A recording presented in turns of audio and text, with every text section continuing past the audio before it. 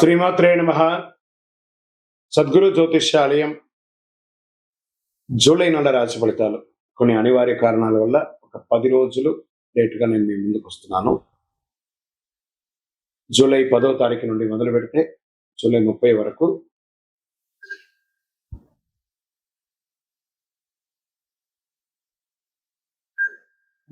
గ్రహాలన్నీ కూడా ఎలాంటి ఫలితాలు ఇవ్వబోతున్నాయి, ఈ 20 రోజుల్లో ఉద్యోగ, వ్యాపార, వ్యవహార, కుటుంబ అన్ని కూడా గోచార ప్రకారంగా ఎలా ఉన్నాయని చెప్పి మీ ముందుకు రాబోతున్నాను.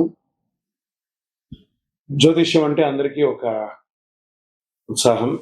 ఈ నెల నాకు ఎలా ఉండబోతుంది అనేది చాలా మంది గురుగారు ఈ నెల మీరు నాకు అందుబాటులో లేదు అనడం కొన్ని అనివార్య కారణాల వల్ల నేను కాస్త ఆలస్యంగా వచ్చాను. మీకు కలిగిన ఇబ్బందికి క్షమించండి. జ్యోతిష్యం పడుతున్న వర్షానికి ఒక గొడుగు మాత్రమే కానీ జ్యోతిష్యం జీవితం కాదు.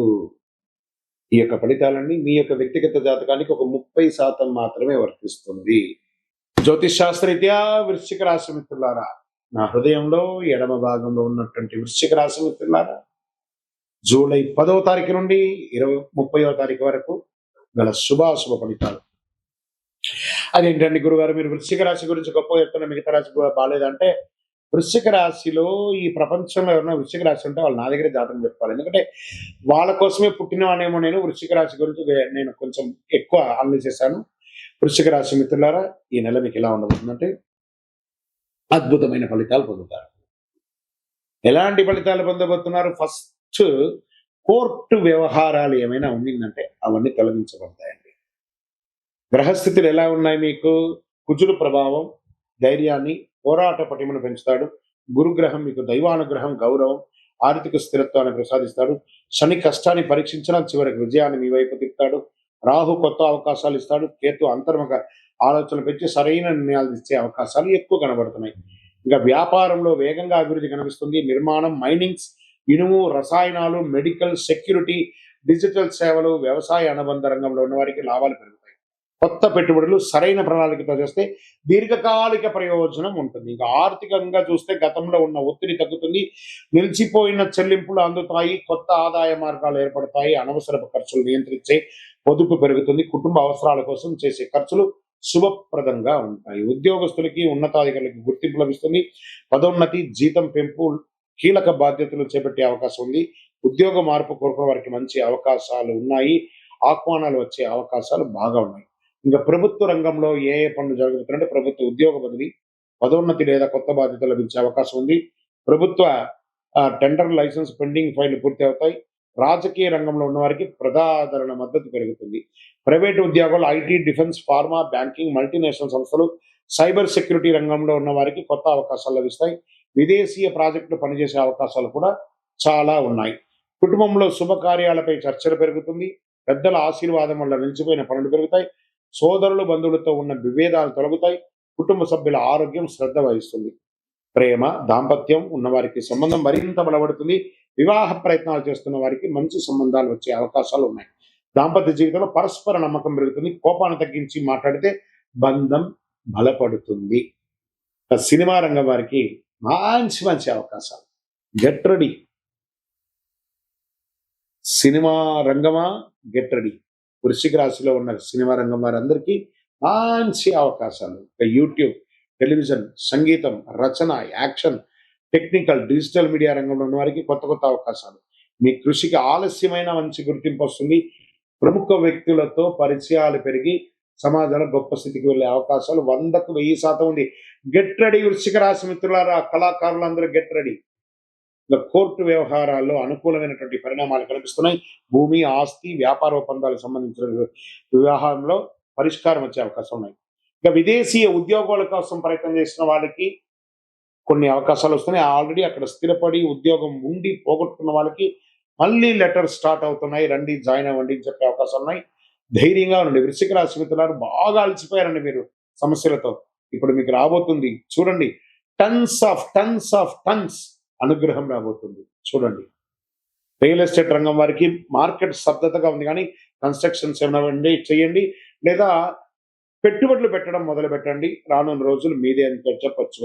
ఇంకా hotel, hospital, consultancy, finance, logistic, travel పరిశ్రమల వారికి ఆదాయం పెరుగుతుంది. కస్టమర్లు పెరుగుతారు. ఆరోగ్యపరంగా బ్లడ్ ప్రెషర్స్, కీళ్ల నొప్పులు, కడుపు సంబంధిత సమస్యలు, అలసట,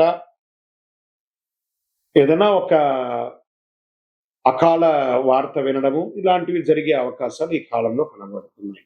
ఆరోగ్యం పట్ల చాలా జాగ్రత్తగా ఉండాల్సినటువంటి సమస్య. రైతులకు వ్యవసాయంలో మంచి దిగుబడి కనబడుతుంది. పత్తి, మిర్చి, పుష్పధాన్యాలు, ఉద్యానవనాలు పంటలు సాగే అవకాశాలు బాగా కనబడతాయి. విద్యార్థులకి పోటీ పరీక్ష, police, defence, medicals, engineering, civils పరిశోధన రంగంలో ప్రయత్నం చేసిన వారికి ఇది చాలా అనుకూలమైనటువంటి సమయం. Get ready. అదృష్టమైనటువంటి దినాలు 12, 15, 19, 24, 28, 30. అదృష్ట సంఖ్య 9 మరియు 3. అదృష్ట రంగులు ఎరుపు, ముదురు ఎరుపు, కాషాయం. అదృష్ట దిక్కు దక్షిణ దిక్కు. ఈ ప్రతి మంగళవారం శ్రీ సుబ్రహ్మణ్య స్వామి వారికి లేదా ఆంజనేయ స్వామి వారికి ఎర్రని పొడితో అర్చన చేయండి. ఇది ఒక మంచి పరిహారం. ఓం అంగారకాయ నమః, ఓం సుబ్రహ్మణ్యాయ నమః లేదా హనుమాన్ చాలీసా పారాయణం చేసుకుంటూ ప్రదక్షిణం చేయండి. మంగళవారం ఎర్ర కందులు దానం చేయండి. వల్ల కుజగ్రహం అనుకూలమవుతుంది. బెల్లం, రాగి పాత్రలో ఎరుపు వస్త్రాలు విద్యార్థులకు ఇవ్వండి. పుస్తకాలు ఇవ్వండి, పెన్సిల్స్ ఇవ్వండి, పేదవాళ్ళకి అన్నదానం చేయండి. అన్ని రకాలైనటువంటి ఫలితాలు పొందుతారు. ఆలోచించే నిర్ణయాలు తీసుకుంటే ఈ కాలం మీ జీవితంలో కొత్త విజయానికి కొత్త బాట ఇస్తుంది. వృశ్చిక రాశి భక్తులారా, దిస్ ఇస్ యువర్ టైం. విజయం వస్తుంది. మీ యొక్క వ్యక్తిగత జాతకం తెలుసుకోవాలనుకుంటే మీ పరిసర ప్రాంతాల్లో ఉన్నటువంటి గురువుల్ని సంప్రదించండి, జ్యోతిషాస్త్ర నిపుణుల్ని సంప్రదించండి. లేదా మా ద్వారానే మీరు జ్యోతిష్యం తెలుసుకోవాలి అనుకుంటే మన ఛానల్లో కనబడుతున్న డిస్ప్లేలో కనబడుతున్నటువంటి నంబర్కి మీ పేరు, మీ date of birth, time of birth, place of birth WhatsApp చేయండి. మా అడ్మిన్స్ మీకు రిప్లై ఇస్తారు. ఇకను శక్తివంతమైనటువంటి ఫలితాలు పొందడానికి అతి శక్తివంతమైనటువంటి కరుంగాళి మాల, ఈ కరుంగాళి మాలను మన దేవాలయంలో 48 రోజులు పూజ చేసి సిద్ధంగా ఉంచాం. చండీ, సుదర్శన, సుబ్రహ్మణ్య భుజంగం చేసి ఇలాంటి మాల ఉంది రెడీగా. ల్యాబ్ టెస్ట్ చేసి కావలసిన సంప్రదించండి. మాతో మాట్లాడి కన్ఫర్మ్ చేసిన తర్వాతనే మాల తీసుకోండి, కానీ డైరెక్ట్గా తీసుకోండి. ఇక్కడ ఆన్లైన్లో మేము అమ్మట్లేదు. మా సంస్థకు మీరు అప్రోచ్ అయితేనే వాట్సాప్ ద్వారా ఫోన్ చేస్తేనే మీకు ఇస్తాను. కానీ మీరు బయట ఆన్లైన్ నుంచి తెచ్చుకుంటే మా సంస్థకు ఏ విధమైనటువంటి సంబంధం లేదు. మీరందరూ క్షేమంగా ఉండాలని భగవంతుని ప్రార్థిస్తున్నాను. సర్వే జనాః సుఖినో భవంతు. ఇంటి ముందు ముగ్గు వేయకపోతే ఏం జరుగుతుంది? అదొక ప్రశ్న, దానికి ఒక ఆన్సర్. ఇప్పుడు ఎలా చెప్తున్నా అంటే కొన్ని ప్రశ్నలకు విచిత్రంగా కూడా ఉంటాయి అని కూడా చెప్పొచ్చు ఆన్సర్. ఎలా ఉంటుందంటే ఇంటి ముందు ముగ్గు వేయడం అనేది కేవలం అలంకరణ కాదు. ఇది ఒక హిందూ సంప్రదాయమైనటువంటి ఆరోగ్య, శుభ్రత, ఆధ్యాత్మిక సంస్కృతి అన్ని కలిసి ఉన్నదే ముగ్గు. ముగ్గు ఎందుకు వేస్తారు? లక్ష్మీదేవికి ఒక ఆహ్వానం. మన ఇంటికి లక్ష్మి కావాలి కదా. ఏమంటున్నాం? భాగ్యాద లక్ష్మీ బారమ్మ అనే అమ్మవారిని పిలిచేటప్పుడు శుభ్రంగా ఉండాలి కదా. సంప్రదాయ నమ్మక ప్రకారం పరిశుభ్రత ఇంటి ముందు ముగ్గు కంటే మహాలక్ష్మి దేవి కటాక్షం లభిస్తుందని డైలీ ఇంటి ముందు ముగ్గు వేస్తారు. మరి పరిశుభ్రతకు కూడా గుర్తు. ఓహో, వీళ్ళు ఇల్లు శుభ్రంగా ఊడ్చి క్లీన్ చేసి ముగ్గు వేస్తారు కాబట్టి పూర్వకాలం తెల్లవారుజామున ఇంటి ముందు ఊడ్చి నిల్లు చల్లి ముగ్గు వేయడం అనేది పరిసర ప్రాంతాలు శుభ్రంగా ఉండేది అనేది ఆరోగ్యానికి ఇచ్చే ఒక మొదటి ఇది. ఇంట్లో ఏవో చిన్న చిన్నవి ఉంటాయి, పడిపోతూ ఉంటాయి, చిన్న చిన్న జీవరాశులు చనిపోతుంటాయి, దోమలు కానీ లేకపోతే అవన్నీ కూడా వైరస్ వచ్చేవి అన్నీ కూడా ఏం చేస్తారు? ఊడుస్తాం, నీళ్లు చల్లుతాం, కలాపు చల్లుతాం, ఆరోగ్యపరంగా ఉంటుంది ఏం చెప్తారు. జీవరాశులకి ఆహారం, దాంతో బియ్య పిండితో ముగ్గు వేస్తూ ఉంటారు జనరల్ గా. ఇప్పుడు కదా అన్ని వేస్తుంటారు. సంప్రదాయంగా బియ్య పిండితో ముగ్గు వేయడం వల్ల చీమలు, చిన్న చిన్న పక్షులు వాటికి ఆహారం దొరుకుతుంది కాబట్టి అలా కూడా ఇంటి ముందర ముగ్గు వేస్తారు. సానుకూలమైనటువంటి వాతావరణం వస్తుంది. అందమైన ముగ్గులు ఇంటికి వచ్చే వారికి ఆహ్లాదకరమైనటువంటి భావన. ఆహా, వీళ్ళు చక్కగా ఉన్నారు, సంప్రదాయంగా ఉన్నారు, ఎవరైతే అలా అనుకుంటూ ఇంట్లోకి వస్తారో ఆ ఇల్లు కూడా సుభిక్షంగా ఉంటుంది. కళ ఏకాగ్రత ఎలా పెరుగుతుంది? ముగ్గు వేయడం చేతి నైపుణ్యాన్ని, ఏకాగ్రతను పెంచుతుంది, సృజనాత్మకత పెంచుతుంది. కళలుగా కూడా మనం నేర్చుకునే ఒక ముగ్గు అనేది కాన్సన్ట్రేషన్, ఇన్ని చుక్కలు వేయాలి, ఇన్ని ముగ్గులు వేయాలని వాళ్ళలో కూడా ఆడవాళ్ళ ఒక కళ పెరుగుతుంది. సరే, ముగ్గు వేయకపోతే ఏమవుతుంది? అది కదా ప్రశ్న. మనం ముగ్గు వేయడం వల్ల గురించి కదా మాట్లాడుకున్నాం. దీనిపై 2 రకాలైనటువంటి అవగాహన ఉన్నాయి. ఇంట్లో శుభశక్తులు తగ్గుతాయండి. ఫస్ట్ ఆ ఇల్లు, ముగ్గు వేసే ఇల్లు, ఎదురిల్లు బాగుంటుంది, ఎదురు వేయకుండా ముగ్గు వేయకపోతే ఇంకా నిద్ర కూడా లేవలేదు అని మాట్లాడుతూ పోతారు. దరిద్రం స్టార్ట్ అవుతుంది. ఆ ఇంటి ముందర అశుభం కనబడుతూ ఉంటుంది. లక్ష్మీదేవి అనుగ్రహం తగ్గుతుంది. శుభకార్యాలకు అనుకూల వాతావరణం తగ్గుతుందని కొందరు విశ్లేషిస్తారు. కానీ వాస్తవ దృష్టిలో ముగ్గు వేయనంత మాత్రాన తప్పనిసరిగా ఏదైనా అశుభం జరుగుతుందా? శాస్త్రీయమైనటువంటి ఆధారాలు ఎక్కడ లేదు. ఏమి జరగదు. కొంతమంది ముగ్గు అనేది ఏంటో కూడా తెలియని వాళ్ళు కూడా ఉన్నారు. ఇలా కొన్ని గేటెడ్ కమ్యూనిటీస్ లో అపార్ట్మెంట్స్ లో ముగ్గు వేయడం అనేది లేదు, స్టిక్కర్ వేసేసి వదిలేస్తున్నారు. అయితే పరిశుభ్రత సంప్రదాయం అందం వంటి ప్రయోజనాలు కోల్పోతారు ముగ్గు వేయకపోతే. వైదిక సంప్రదాయం ఏ రకంగా చెప్తుంది? ఆధ్యాత్మికంలో ధర్మశాస్త్రాలు ఇంటి పరిశుభ్రంగా ఉంచడం, దేవతారాధనకు ముందు ముగ్గు వేసి గడప కడిగి ముగ్గు వేయడం అనేది పవిత్రత చేకూరుతున్న ప్రముఖతలు చెప్తున్నారు. ముగ్గు వేయడం అనేది పవిత్రతకు ప్రతీక.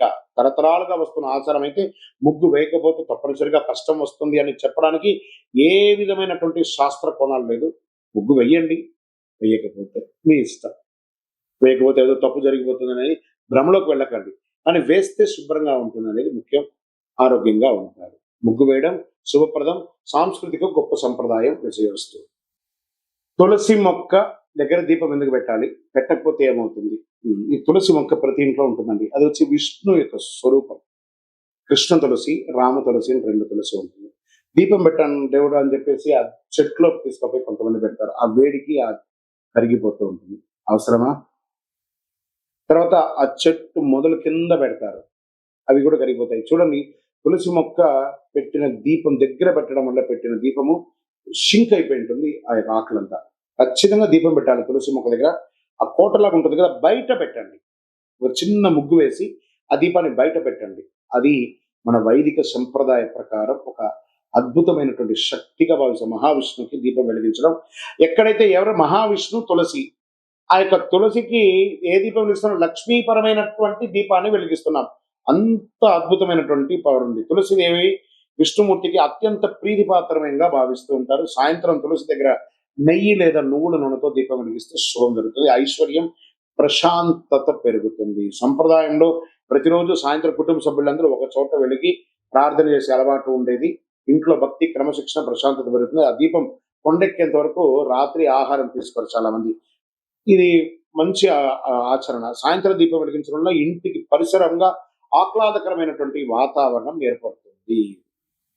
తులసి మొక్క యొక్క స్వభావమే స్వయం సువాసన, ఔషధ గుణాలు కలిగి ఉన్నటువంటి అద్భుతమైనటువంటి ఒక కల్ప వృక్షం. ప్రతిరోజు సంరక్షించడం వల్ల ఇంటికి పచ్చదనం కూడా పెరుగుతుంది. ఎప్పుడు వెలిగించాలి? ఉదయం సూర్యోదయాత్పూర్వం వెలిగించవచ్చు, సాయం సంధ్యలో వెలిగించవచ్చు. కార్తీక మాసంలో ప్రతిరోజు తులసి దగ్గర దీపం వెలిగించడం వల్ల విశేషమైనటువంటి ఫలితాలను పొందే అవకాశాలు బాగున్నాయి. ఏ నూనెతో వెలిగించాలంటే నువ్వుల నూనె లేదా ఆవు నెయ్యితో వెలిగించండి, విశేషమైన ఫలితాలు పొందుతారు. తులసి దగ్గర దీపం వెలిగించిన ఐశ్వర్యం లేదా కష్టాలు దొరకడం వంటి ఫలితాలు సంప్రదాయ విశ్వాసాలకి ఆధారపడి ఉంటుంది. తులసిలో వెలిగించడం కాదు, తులసి దగ్గర వెలిగించాలి. విజయవస్తు. నిత్య దీపారాధన చేయడం వల్ల ఫలితం ఏంటి? దీపం జ్యోతి నమస్తుభ్యం చెప్పి మనం ప్రార్థన చేస్తుంటాం. దీపం వెలిగించడం వల్ల జ్యోతి వెలిగెను, మకర జ్యోతి వెలిగెను. దానివల్ల ఏం లాభం? అజ్ఞాన్ని పారదోలే జ్యోతి వెలుగుతుంది అనమాట. ప్రతిరోజు స్నానం చేసి మన ఇంట్లో దేవుడి దగ్గర దీపం వెలిగించడం, తులసి కోట దగ్గర దీపం వెలిగించడం ఒక సంప్రదాయం అండి. ఉదయ సాయంత్రంలో ఇలా వెలిగించడం వల్ల ప్రతిరోజు భక్తితో దీపారాధన చేసి ఇష్టదైవ అనుగ్రహం పొందుతారు. మనకు డైరెక్ట్ గా భగవంతుడికి మనము ఆహారం ఇవ్వాలి. అందుకే హోమాది కృత్యాలు చేస్తారు కదా. ఈ దీపం యొక్క కాంతితో ఆ నూనె కరిగి ఆకాశం వెలిగి మన ఇష్టదేవుడికి ఆహారంగా మారి మనకు అనుగ్రహంగా తిరిగి రావడమే దీపారాధన యొక్క ఫలితం. లక్ష్మీ కటాక్షం, ఇంట్లో శుభం, ఐశ్వర్యం, సిరి సంపదలు వెలుగుతుంది. దీపం వెలుగుతుంది చూసారా, అలా ఆ చుట్టుపక్కల చూడండి, ఒక బ్రైట్ గోల్డెన్ ఫ్రేమ్ తో వెలుగుతుంది ఆ దీపం. అవన్నీ కలర్ ఇమాజినేట్ చేసేదా, అదే అద్భుతం సృష్టి అని కూడా చెప్పచ్చు. మానసిక ప్రశాంతత పెరుగుతుంది, మనసు ప్రశాంతంగా ఏర్పడి చక్కగా కుటుంబంలో సామరస్యం పెరుగుతుంది. ఎవరో ఇంట్లో కోడలు, అత్త, మామ ఎవరైనా దీపం వెలిగించారని చెప్తుంటారు చూసారా, చాలా అద్భుతమైనటువంటిది ఉంటుంది. ప్రతికూలత అంతా కూడా తొలగిపోతుంది, నెగిటివ్ వైబ్స్ అంతా తొలగిపోతుంది. ఉదయ సంధ్య దీపాలు వెలిగించడం వల్ల ఆరోగ్యపరమైనటువంటి దినచర్యగా మారుతుంది. ఏ నూనెతో వేయొచ్చు అంటే ఆవు నెయ్యి, నువ్వుల నూనె, ఇతర సహజ నూనెలతో దీపారాధన చేయొచ్చు. అంత విశేషం. ఎల్లప్పుడూ వెలిగించాలా, అఖండం వెలిగించాలా, నిత్య దీపం వెలిగించిన వారి వారి శక్తిని బట్టి. ఒకవేళ మీరు అఖండ దీపం వెలిగించి గాలికో దేనికో ఆరిపోతే అదేదో అపశకునంగా మార్చకండి. టెక్నికల్ గా ఆరిపోయింది అంతే. దాని గురించి దీపం వెలిగించడం మన బాధ్యత. ఆ ఉండడం ఉండకపోవడం అనేది గాలిలో ప్రకృతిలో ఉన్నటువంటి ఒక శక్తిని బట్టి. కాబట్టి సెంటిమెంట్ కి దీపాన్ని తీసుకొని వెళ్ళకండి. అది నిత్య ఉత్సవం, నిత్య పని అది. విజయవస్తు. ప్రతిరోజు కనకదార స్తోత్రం చదవాలా? దానివల్ల ఫలితం ఏమైనా ఉంటుందా? ఉంటుంది కదా!